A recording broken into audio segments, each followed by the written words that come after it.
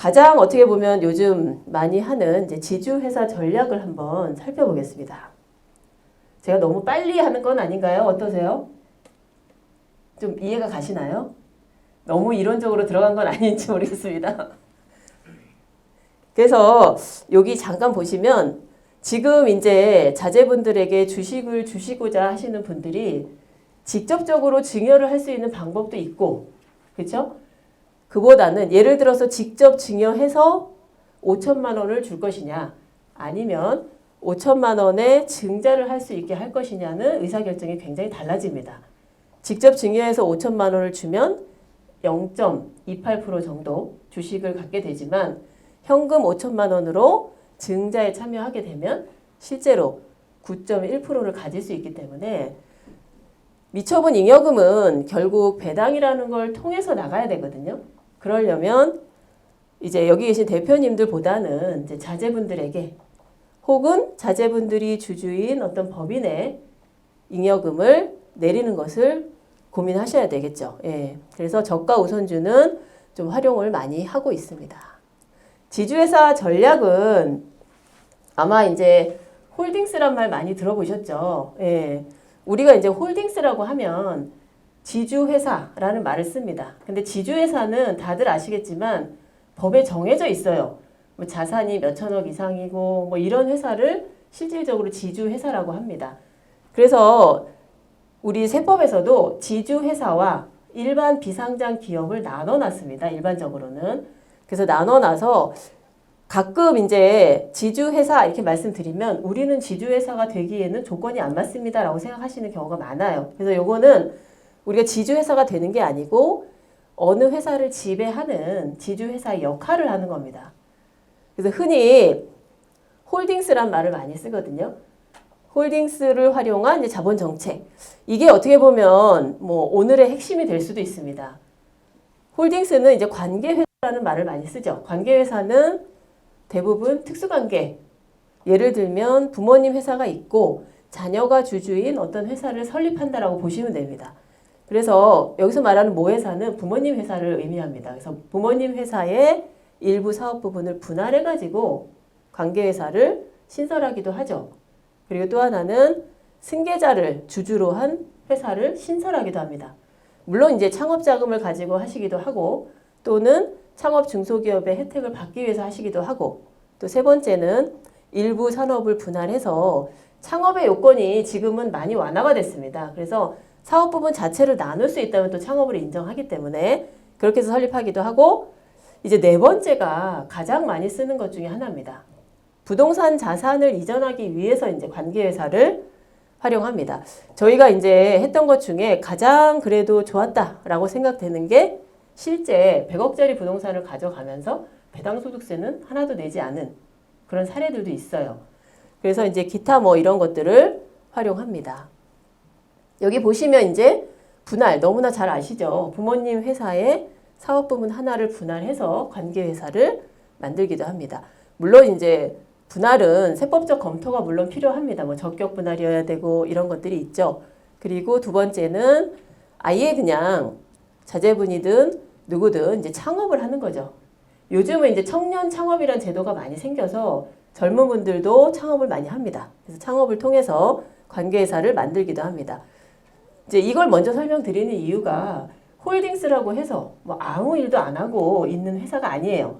아니면 기존에 있는 법인을 활용할 수도 있습니다. 그리고 또 하나는 자산을 이전해 주는 거죠. 우리가 가지고 있는 부동산 중에는 이제 업무무관 자산들이 많아요. 뭐 임대부동산이라든지 또는 금융자산이라든지 이런 것들을 옮기는 전략입니다. 그냥 옮기면 세금을 내야 되지만 잘 옮기면 취득세만 낼 수도 있는 거죠. 그래서 아마 이제 세무사님들 잘 아시겠지만 가장 정통적인 방법입니다. 자녀 회사를 만들어서 주주 구성은 승계 자녀로 구성하고 그 회사를 키우는 거죠. 일감 몰아주기니 뭐 이런 걸 통해 가지고 키워서 점차적으로 관계회사로 매출 매입을 올리고 그리고 나서 관계회사와 모회사의 합병 비율을 계산해서 기업 가치대로 M&A를 해서 승계합니다. 근데 이렇게 하려다 보니까 시간이 굉장히 많이 듭니다. 그리고 예전에는 매출을 옮기거나 이런 게 좀 쉬웠지만 지금은 굉장히 어려운 것 같더라고요. 실제 해보니까. 거래처의 문제도 있고, 그리고 또 뭐 중견기업 이상은 일감 몰아주기에 대한 증여세 과세도 있고 뭐 여러 가지가 있어서 정말 다이렉트로 이렇게 법인을 성장시켜서 옮기기는 쉽지가 않습니다. 그러다 보니 요즘은 자본 거래를 많이 합니다. 실제로 자녀 회사, 그리고 부모 회사 이렇게 만들어 놓고 우리가 이제 가업 승계나 가업 상속을 통해서 주면 세금이 절세되죠. 어떻게 보면 가업 상속은 점점 확대될 거고 가업 승계도 마찬가지입니다. 하지만 가업 승계를 할 수 없는 자녀분들이 요즘은 더 많은 것 같아요. 예전에는 부모님의 기업을 이어받는 분들이 많았지만 요즘은 직업이 워낙 다양해지다 보니까 부모님 기업을 이어받기보다는 오히려 부모님 기업에 난 이익을 자녀에게 옮겨서 좀 더 새로운 일을 할 수 있는 그런 구성을 많이 또 고민을 하십니다. 그래서 여기서 이제 핵심은 부모님의 주식을 자녀에게 직접 증여하면 10년간 합산되는 건 아시죠? 10년간 합산되고 또 상속 재산에도 합산됩니다. 근데 자녀에게 하지 않고 그냥 자녀의 회사, 법인에다가 이제 부모님의 주식을 증여합니다. 그럼 법인은 실질적으로 증여세라는 개념이 없습니다. 그래서 증여세를 안 내고 대신 법인은 법인세라는 걸 냅니다. 그 법인세는 20%죠. 보통 일반적으로 22%, 2억까지는 10% 이렇게 내고 내년부터는 이제 뭐 5억까지 10%니 이런 말씀이 있지만 이 배당소득은 거기에 해당은 되지 않을 거라고 판단합니다. 그래서 주식을 자회사에다 이제 증여하는 거예요. 그래서 부모님의 주식을 자녀 회사에다 증여하면 법인은 이제 자산 수중 이익이라는 게 생기잖아요. 공짜로 받았으니까. 그래서 그 이익을 가지고 실제 부모 회사의 주주가 됩니다. 그럼 주주가 되면 할 수 있는 권리들이 굉장히 많죠. 배당도 받을 수 있고 내 주식을 회사에 팔 수도 있고 뭐 여러 가지를 할 수 있습니다. 또는 이제 부모님의 주식을 팔 수도 있겠죠. 많은 양을 줄 수 있다면 법인세만 내고 다 주면 돼요. 예를 들어 부모님이 100억짜리 갖고 계신데 자녀 2명이 주주인 회사에 100억을 줬어요.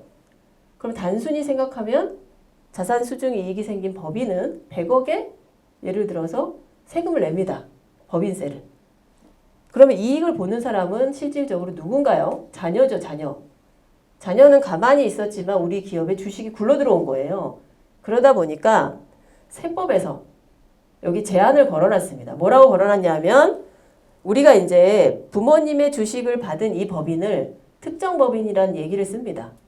특정 법인으로 딱 특정해 놓고 그 법인에 있는 주주들이 이익을 보는 것에 대해서 증여세를 내겠다는 거죠.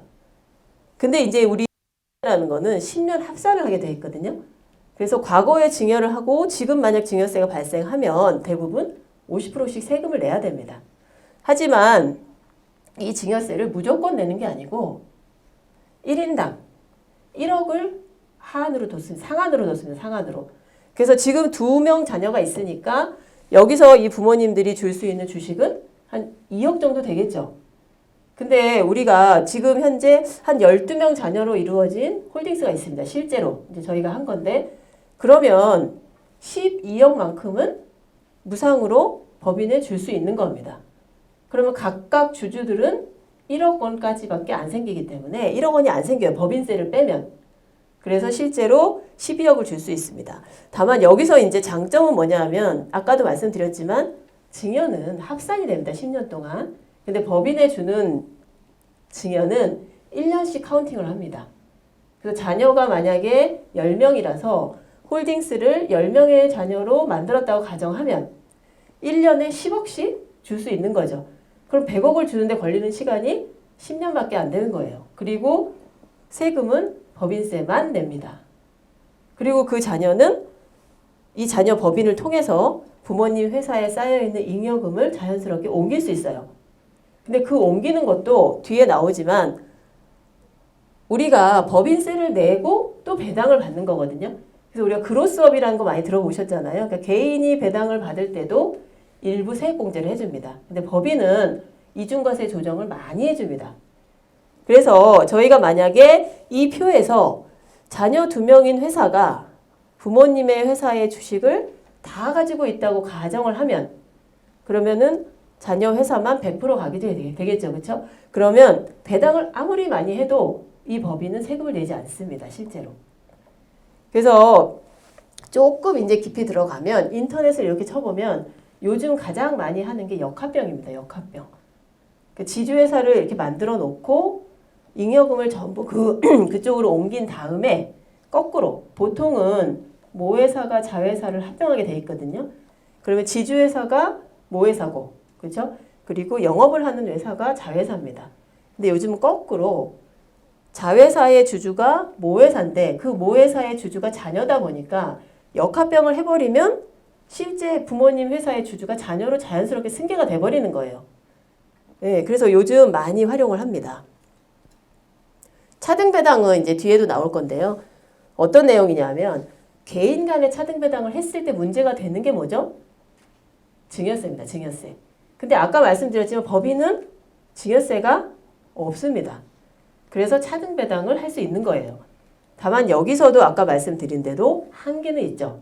그 한계만 잘 지킨다면 매년 차등배당을 할 수 있습니다. 아까 이제 12명 자녀라고 말씀드렸잖아요. 그 자녀들은 다 외국에 있어요. 외국에 있어서 뭐 더 잘 아시겠지만 외국에 있는데 10% 이상 주식을 가지면 안 되기 때문에 12명 나누니까 9%대가 나와요. 그래서 12명 나눠서 실제 12억씩 이제 차등배당을 하고 계십니다. 그래서 이런 차등배당도 활용할 수 있고요. 그래서 여기 보면 이제 아까 설명드린 내용을 좀 더 이제 살펴보겠습니다. 여기 보면 주식을 매각하거나 출자하는 방법을 활용하는 겁니다. 매각은 기존의 주식을 가지고 계신 부모님이 파는 거고요. 출자는 아까 말씀드린 대로 저가 우선주 증자를 하든 또는 주식 발행 초과금을 만들어서 감액 배당을 하든 이런 식으로 이제 출자를 하게 됩니다. 여기 보면은 모법인은 이제 부모님 회사예요. 부모님 회사가 주식 가치를 조정해서 관계회사로 매각하는 방법 또는 출자하는 방법 이런 자본 이동을 통해서 이제 승계까지 이어집니다.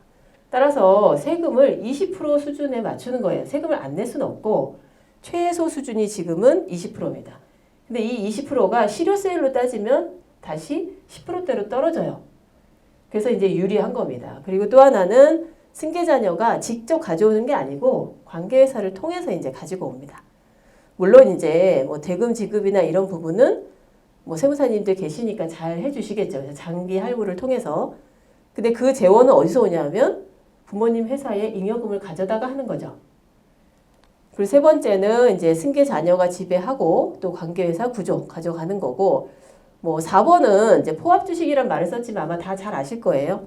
우리가 다른 회사의 주식을 일정 부분 이상 가지고 있으면 그 회사와 합병을 했을 때 굉장히 유리해지거든요.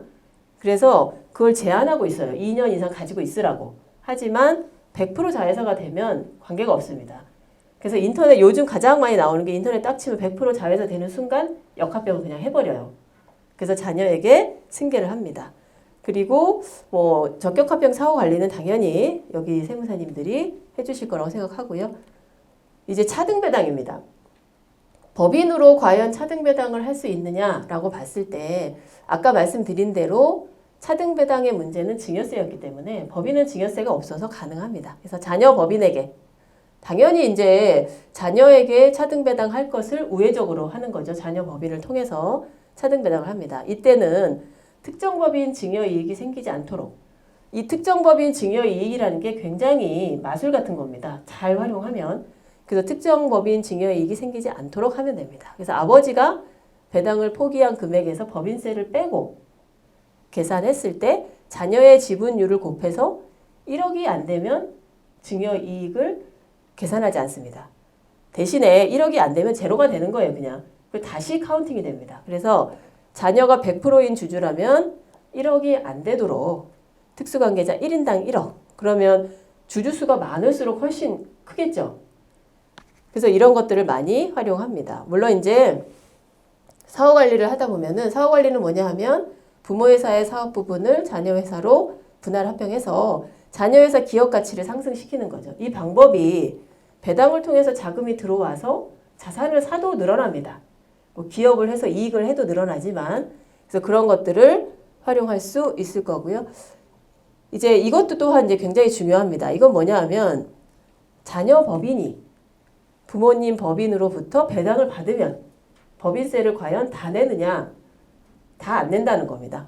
그래서 비영리 법인은 제외합니다. 가끔 이제 재단 법인이 뭐 배당을 받아도 가능합니까? 라고 여쭤보시는데 비영리 법인은 고유목적 사업 준비금이라는 걸로 설정을 하기 때문에 수입배당금 입금불산입을 적용하지 않습니다. 개인은 또 배당세 공제라는 걸 적용하니까 적용하지 않고요. 그래서 요거를 보면은 수입배당금 입금불산입을 제가 사실 계산식을 넣을까 말까 했는데 오늘 이제 세무사님들도 많이 오시기 때문에 넣었습니다. 우리가 배당금을 받으면 그 배당금이 바로 그냥 입금불산입이 되는 게 아니고요. 차입금 이자를 빼줍니다. 그래서 배당금 받아서 지급이자 적수라는 건 다 아시죠? 연간 적수니까 365일 요겁니다. 그래서 수입배당금에서 지급이자에 우리 자산 중에 타회사 주식이 가지고 있는 비율을 계산해서 그 금액만큼을 입금불산입률을 곱합니다. 이 율은 30%부터 100%까지 있어요. 그래서 그 율을 곱해서 입금불산입액을 계산합니다. 근데 이 밑에 보면 지급 법인별로 이제 각각 계산합니다. A 회사, B 회사, C 회사, D 회사 있으면 합치지 않고 하나하나 나눠가지고 계산합니다. 그리고 자산 총액 이제 적수는 우리 기말의 재무제표 보면은 자산 나와 있거든요. 그 자산 총액에 보통 365를 곱해서 적수를 구합니다. 그리고 주식은 뭐 세무상 주식가액 적수로 계산하고요. 지급이자는 가장 이제 지급이자가 많은 게 인정이자들이거든요. 가지급금 인정이자라든지 이런 것들은 빼줍니다. 차입금 이게 지급이자가 크면 클수록 수입배당금 입금불산임은 줄어듭니다. 실제로. 근데 우리가 이제 선순위 부인이자 뭐 다 아시겠지만 일단은 실제로 차입금에 대한 이자가 아닌 것들 그런 것들은 다 빼줘요. 뭐 비영업대금 이익이라든지 이런 거에 발생하는 이자 이런 거는 빼고 나머지는 또 더합니다. 그래서 가끔 이제 어떤 책을 보면은 차입금 지급이자가 이 주식을 취득하기 위해서 차입한 것에 대한 이자라고 표시되어 있는 경우가 있어요. 근데 그렇지 않습니다. 법에는 그런 내용이 없기 때문에 뭐 비영업대금 이익의 가지급금 이자나 이런 걸 제외하고는 다 포함을 시켜야 돼요. 그래서 수입배당금의 이제 범위를 또 보겠습니다.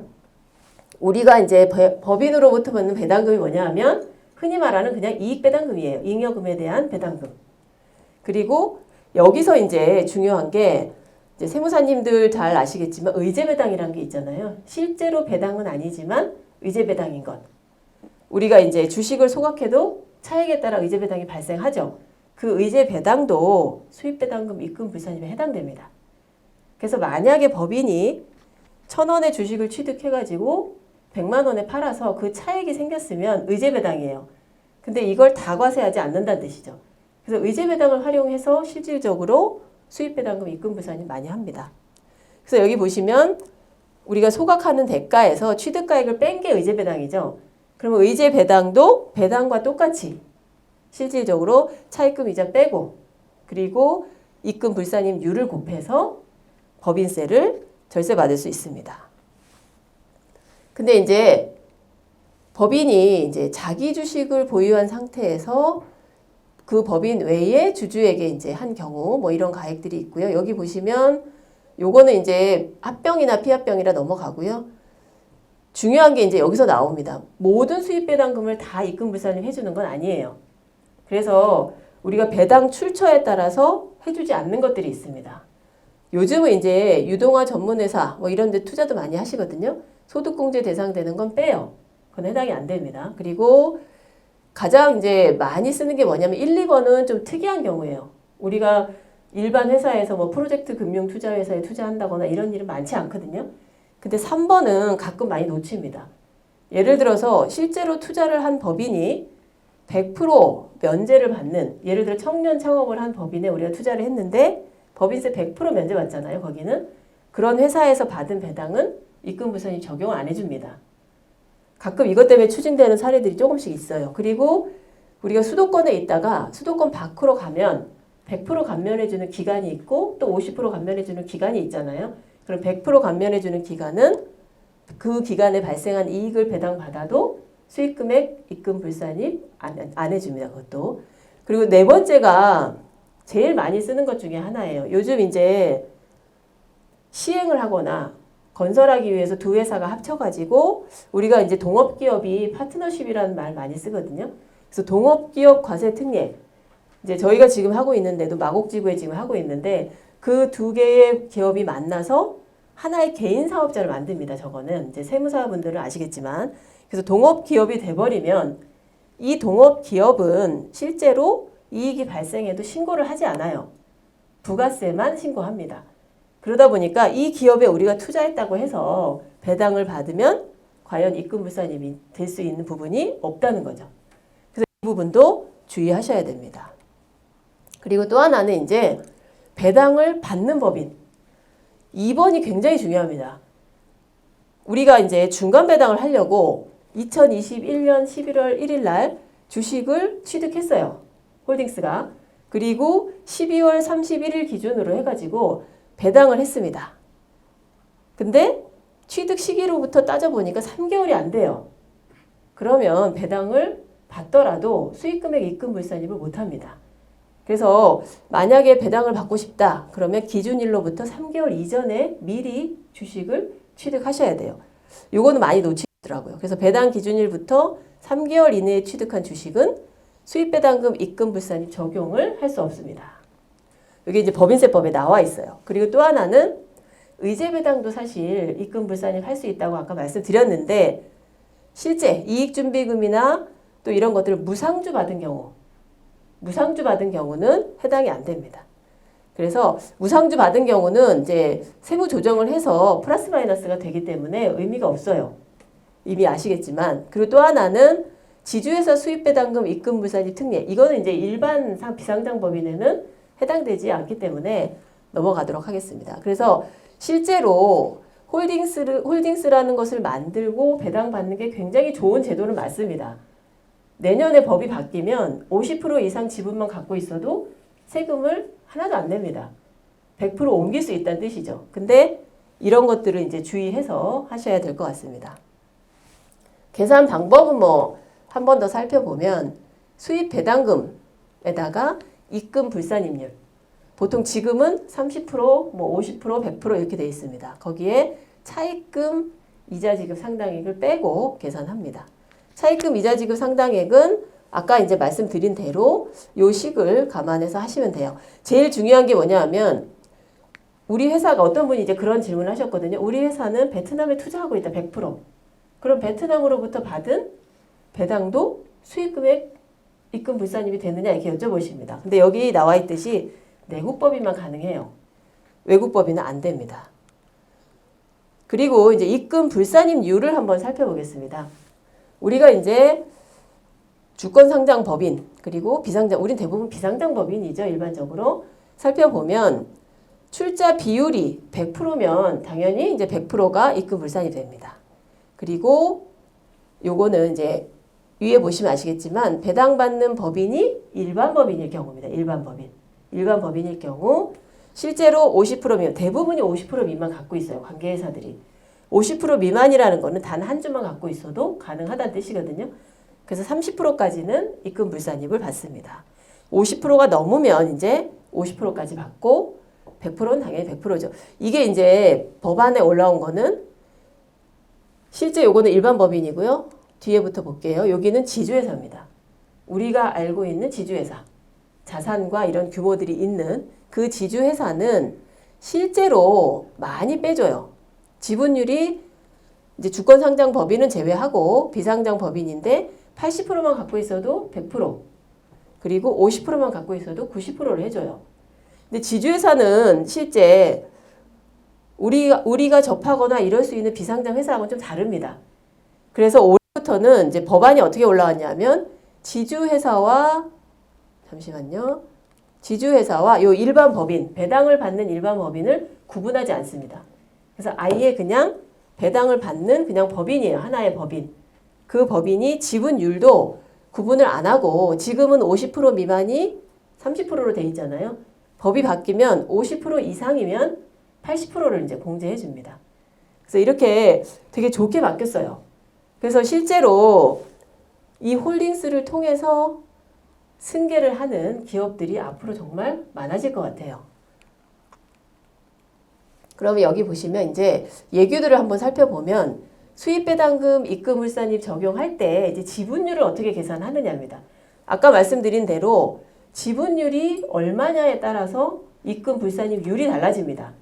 근데 만약에 보통주를 30% 가지고 있고 예를 들어서 관계회사가 조건부 우선주를 발행해서 그거를 예를 들어 뭐 30% 갖고 있다.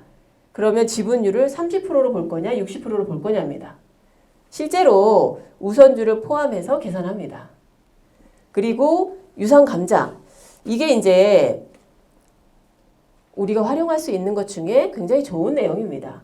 유상감자를 했을 때 실제 의제 배당이 생기면 그것도 입금불산입이 되느냐? 된다는 뜻입니다. 여기 보시면 주식가액을 초과해서 그 초과한 금액이 의제 배당에 해당하면 당연히 수입배당금 입금불산입이 된다는 뜻이죠. 물론 이제 수입배당금 입금불산입에서 제외되는 어떤 그런 것들은 뭐 3개월이 안 됐다거나 이런 건 안 됩니다. 그리고 이 부분은 우리가 이제 감액배당 때문에 나온 규정입니다. 감액배당은 세금이 없다 보니까 잉여금이 과거부터 쌓여온 것과 이번에 투자받았더니 주식 발행 초과금이 예를 들어 50억이 생겼는데 우리는 쌓여있는 100억을 먼저 써야 되냐 아니면 50억을 먼저 쓸 수 있느냐의 문제입니다. 실제로 50억을 먼저 쓸 수 있다라고 되어 있습니다. 그래서 주총 결의에 의해서 감액배당을 하는 거죠.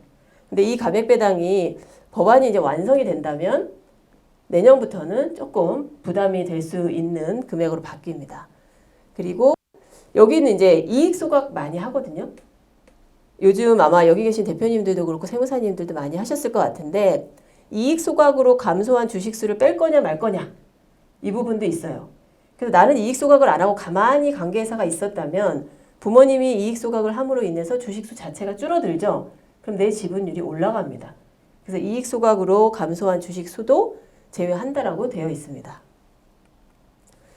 그리고 이거는 이제 신고하는 서식입니다. 뭐 넣을까 말까 하다가 일단 넣어봤어요. 여기 보시면 자회사 또는 배당금 지급하는 법인명을 쓰고 배당 금액을 씁니다. 그 다음에 입금 불산입률 지금은 30%부터 이제 100%까지 돼 있죠.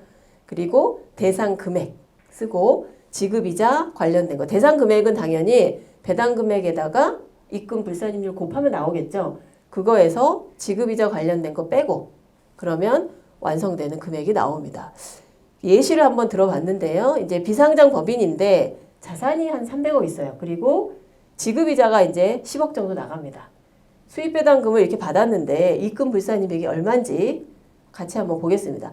가법인은 이제 외국법인이에요.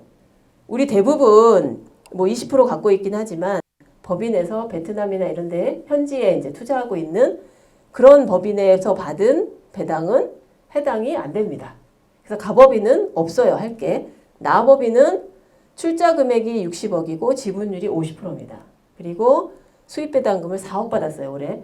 그러면 이제 계산을 같이 한번 해보겠습니다. 수입배당금 4억에서 빼기 지급이자가 이제 10억이죠.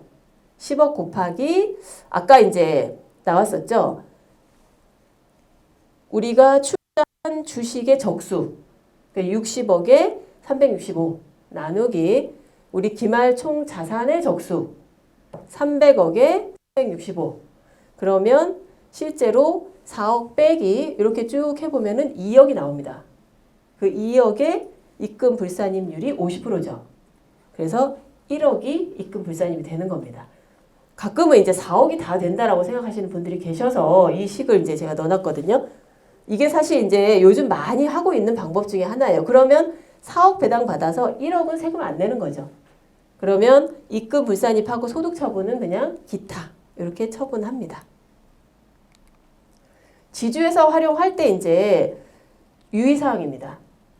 인터넷 이렇게 쳐보시면은 주식을 취득하기 위한 차입금에 대한 이자라고 나온 데가 있어요. 근데 실제 그렇지 않고요. 여기 보시면 모든 지급이자를 본다고 보시면 됩니다. 다만 그 중에 지급받은 자가 불분명한 채권, 뭐 우리가 흔히 알고 있는 뭐 가지급 인정이자 이런 것들은 다 뺍니다. 다 빼고 실질적으로 이제 지급 이자만 곱해서 계산하면 되고요. 지주회사의 주주는 실제로 이제 자녀가 높게 책정하는 게 좋겠죠. 실제 사전 증여를 위해서 많이 활용되기 때문이죠. 그래서 인원도 최대한 많으면 좋습니다. 그러면 1인당 1억 이 특정 법인 증여 이익을 항상 고려해서 지주회사 활용을 하시면 좋을 것 같습니다. 이게 쿠쿠홀딩스 이렇게 쳐보시면 나와요. 거기서 장남에게 많은 지분을 주기 위해서 홀딩스를 만들어서 실제 승계를 잘 한 걸로 알고 있어요. 하지만 이제 기업이 크면 예를 들면 뭐 일감 몰아주기라든지 혹은 이런 것들이 많이 생깁니다. 거긴 또 합병까지 활용해가지고 여러 가지 이제 또 이슈가 되기도 했었죠. 그러면 이렇게 보면 보통은 주주가 있는 영업회사가 있고 이제 영업을 합니다. 하지만 지주회사로 전환을 하면 지주회사의 주주가 우리 자녀나 가족이 되고 영업회사는 지주회사 아래에 있는 거죠. 그러면 이 영업회사에서 얻은 이익은 지주회사를 통해서 움직이게 됩니다. 그래서 지주회사가 이제 가끔은 이제 지주회사 가면 지주회사는 대부분이 이제 부동산을 많이 투자합니다. 그래서 부동산을 투자해서 실제 영업회사에 임대료를 받으면서 이익을 창출하고 또 영업회사로부터 배당을 받아서 이익을 창출합니다.